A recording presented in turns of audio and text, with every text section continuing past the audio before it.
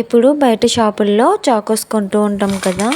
ఒక్కోసారి ఇంట్లోనే హెల్తీగా రాగి పిండితో ఇలా చాకోస్ ప్రిపేర్ చేసి పిల్లలకి గోరువెచ్చటి పాలల్లో ఈ రాగి చాకోస్ 1 నిమిషం పాటు పాలల్లో నానబెట్టి వాళ్ళకి ఇస్తే సరిపోతుంది. ఇలా ఇష్టంగానే తింటారు. ప్రాసెస్ కూడా చాలా ఈజీగా చూపిస్తానండి.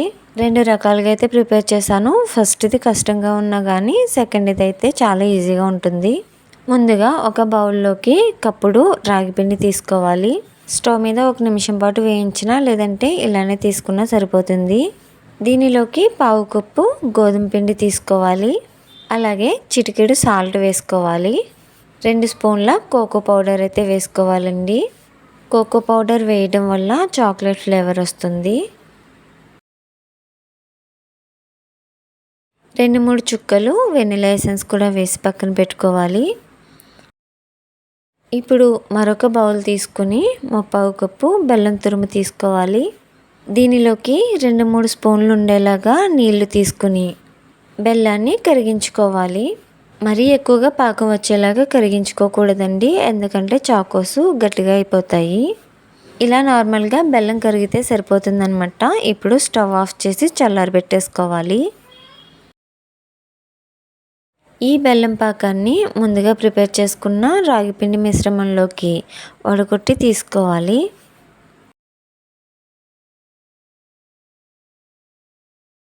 ఇప్పుడు దీనిని మొత్తం అంతా కలిసేలాగా కలుపుకోవాలండి. ఇలా కలుపుకున్న పిండిలోకి కాచి చల్లార్చిన పాలు వేసుకుని చపాతీ ముద్దలాగా కలుపుకోవాలి. గోరువెచ్చటి పాలు ప్లేస్లో గోరువెచ్చటి నీళ్లు కూడా తీసుకోవచ్చు.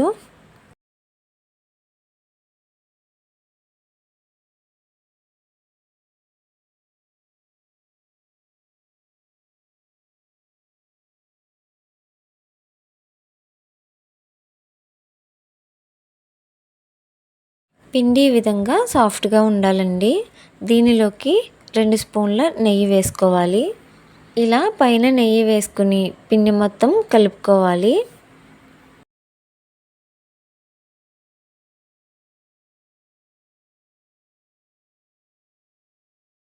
ఇప్పుడు దీనిని చిన్న చిన్న ముద్దలుగా తీసుకొని వీడియోలో చూపిస్తున్న విధంగా ఇలా సాఫ్ట్గా పొడవుగా చేసుకోవాలండి. ఇప్పుడు దీని నుంచి చిన్న చిన్న ముద్దలు తీసుకుని ఇలా రౌండ్ బాల్స్లా చేసుకుని కొన్ని చాకోస్ ఉంటాయి కదండి, ఆ ఆకారంలో కావాలంటే ఈ విధంగా చేసుకోవచ్చు.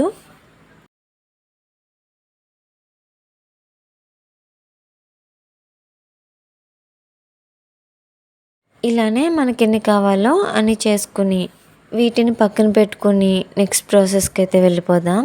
ఇంకొంచెం పిండి ముద్ద తీసుకొని ఒక ప్లేట్ కానీ పళ్ళెం కానీ లేదంటే చపాతీలు చేసే చెక్క ఉంటుంది కదండి, దాని మీద కానీ ఇలా చేసుకోవాలన్నమాట. మరీ పలుచగా కాకుండా మరీ మందంగా కాకుండా ఈ విధంగా చేసుకోవాలి. ఇలా ఏదైనా మూత ఉంటుంది కదండి, ఈ విధంగా నెలవంక ఆకారంలో కట్ చేసుకుంటే చాకోస్ అనేవి ఈజీగా వచ్చేస్తాయి. పెద్ద టైం కూడా పట్టదు.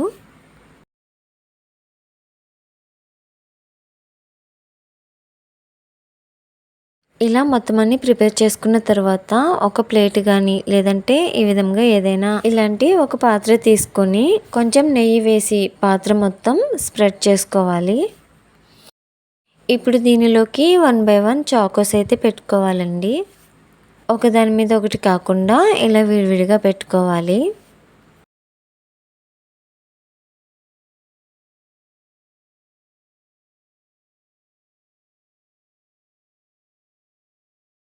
ఇప్పుడు స్టవ్ మీద వేరే గిన్నె పెట్టి దానిలో ఒక స్టాండ్ కానీ ఇలా జల్లి ముగ్గుడు కానీ తిరిగేసి పెట్టుకోవాలి. ఇప్పుడు దీని మీద చాకోస్ అయితే పెట్టుకోవాలి. పైన మూత పెట్టుకొని ఒక 20 నిమిషాల పాటు బేక్ చేసుకోవాలి. చల్లారినట్లయితే కొంచెం మెత్తగానే ఉంటాయండి. చల్లారిన తర్వాత చాకోస్ అనేవి బిగుస్తాయన్నమాట, అంటే గట్టిగా అవుతాయి. 20 నిమిషాల తర్వాత చూస్తే చాకోస్ అనేవి రెడీ అయిపోయాయి. ఇప్పుడైతే చల్లారి పెట్టుకోవాలండి. పూర్తిగా చల్లారిన తర్వాత కొంచెం గట్టిగా అవుతాయి అన్నమాట. అంతేనండి, చాలా ఈజీ ప్రాసెస్లో చాకోస్ అయితే ప్రిపేర్ చేసుకోవచ్చు. అయితే మీరు గుర్తుపెట్టుకోవాల్సింది ఏంటంటే కొన్ని చిట్కాలు అయితే పాటించాలి. వీడియో పూర్తిగా చూసారని అనుకుంటున్నాను. వీడియో నచ్చినట్లయితే లైక్ చేయండి. అలాగే సబ్స్క్రైబ్ చేసుకుని నా ఛానల్ని సపోర్ట్ చేసేయండి. Thanks for watching. బాయ్.